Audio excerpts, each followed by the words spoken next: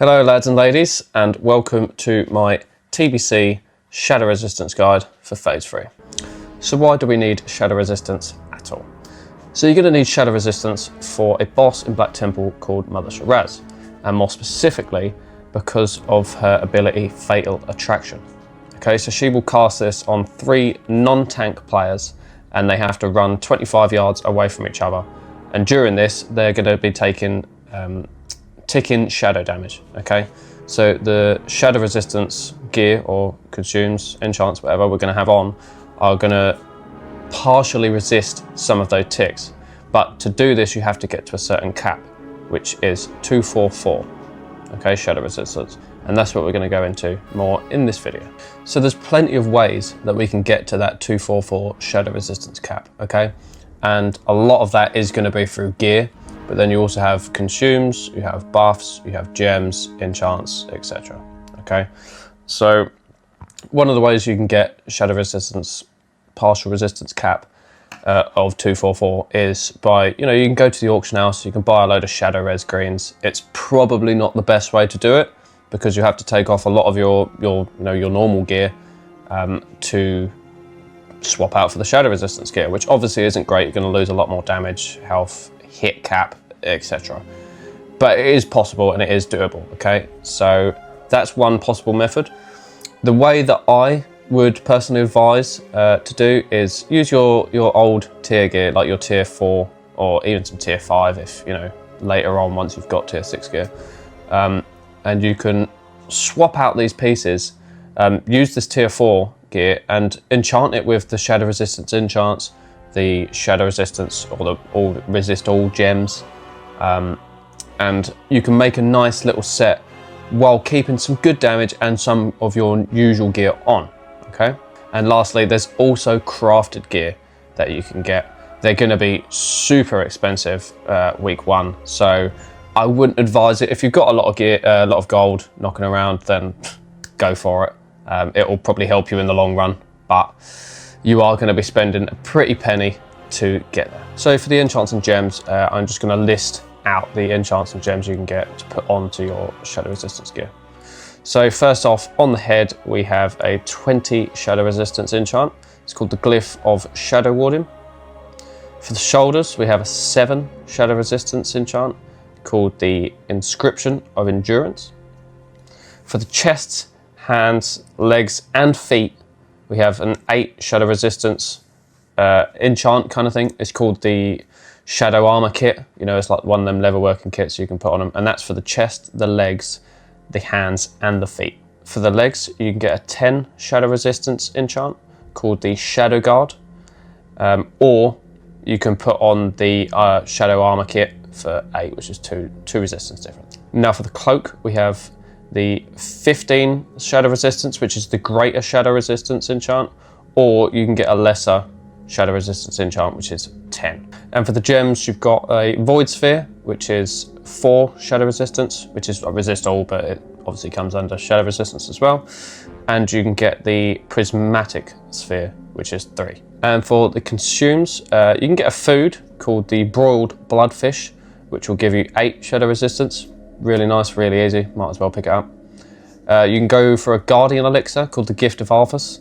I'm sure Prot Paladins will be using this already.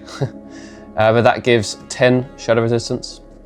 Bear in mind it is a Guardian Elixir, so you can't use it with flasks. And lastly, flasks, you have Chromatic Resistance, which is 25 shadow resistance, and then you have Chromatic Wonder, which is 35 shadow resistance. So another couple of pieces just to keep in mind are the engineering bits.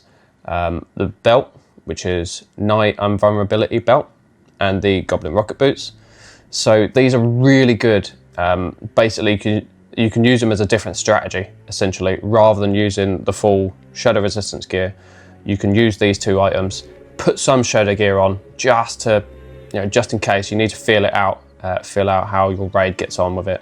And basically if you get Fatal Attraction, you can pop the belt, pop the boots, get out 25 yards really, really quick. You're going to take less shadow damage, and that's why you'll need a little bit of shadow resistance just in case, but this will be the best way of doing it. And one more piece just to keep in mind is the Pendant of Shadow's End. Okay, so it's a neck piece, which isn't the Medallion of Carabor, which you will get from the quest, which is really good, 40 shadow resistance. This one, however, is 30 shadow resistance, but on use, you can get an absorb of shadow resistance for your whole party. I think it's like 3,000, something like that. It'll be up there. And you know, it's going to be really good if everyone's got this and they're using them, you know, on rotation. Whenever one of their party members get the fatal attraction, it's going to bring that raid damage down dramatically and really help out your healers. So from here, I'm just going to go to the other screen and show you some example gear, and they will all be listed below in the description, so you can have a look and check them out and play around with them yourselves. So here is my Paladin. Obviously it's just an example.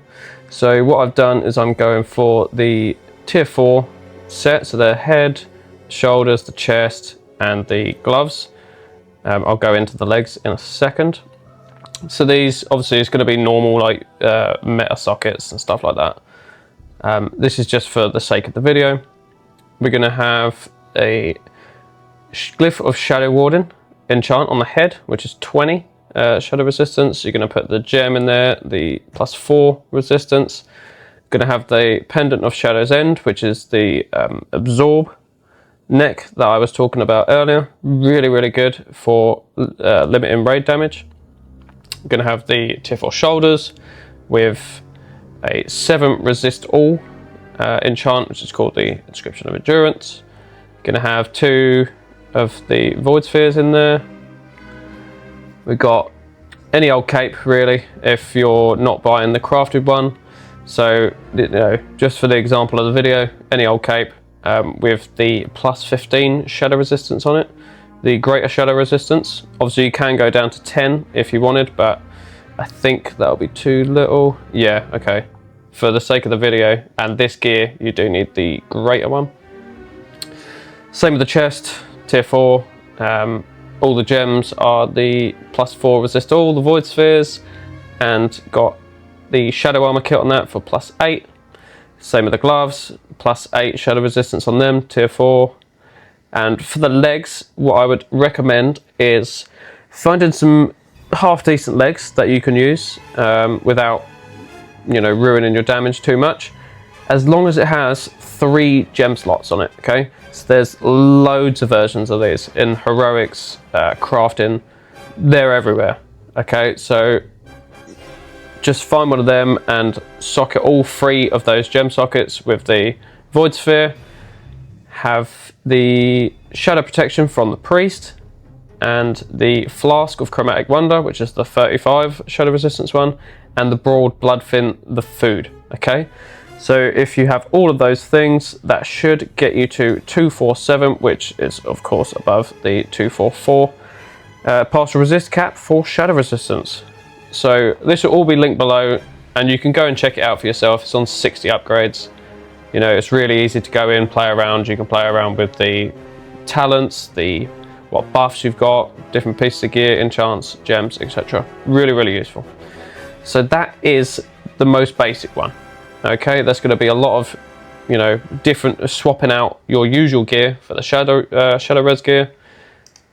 What you can do is, if you had the cloak at the start of Black Temple, the crafting cloak, sorry, you can actually take off a lot of these gems, so you wouldn't really need the 3 gem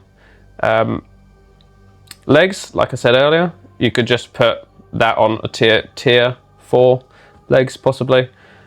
So basically, if you have the crafted cloak, which is super good, you keep all the same enchants, but you can get rid of practically, all of your gems you can get rid of. It's really, really good. You still keep the priest buff, the flask and the food, but you can take off a lot of these pieces and play around with it a lot more.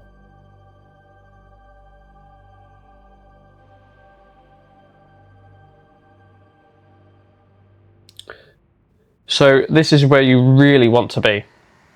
Obviously, it will take a little while to get here when these crafting pieces are coming down a little bit in price. But looking forward, this is what you would like to get, is the neck, the absorb neck that I spoke about earlier, the crafted cloak and the crafted belt or boots. You can swap both of these out. I think they're the same shadow resistance, both 54, so you can, you know, whichever's better for you.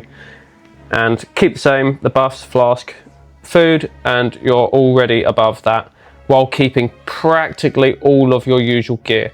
So this is what you want to work towards, okay? And also the flask, if you didn't want to use the flask is 35, so bear that in mind. If you didn't want to use the flask, you could take that off, but then you're going to have to get some more shadow res pieces elsewhere, okay? So there is a bit of playing around, bit of min-maxing to go, theory crafting, but for good examples, these are the examples, and they will all be in the description below, so feel free to have a look, see what I've done, and go from there. And so with that, guys, that concludes my shadow resistance guide for TBC Phase 3. I really hope you enjoyed it. I hope you learned something, and hopefully you can take some of this into Black Temple and Mount Hyjal.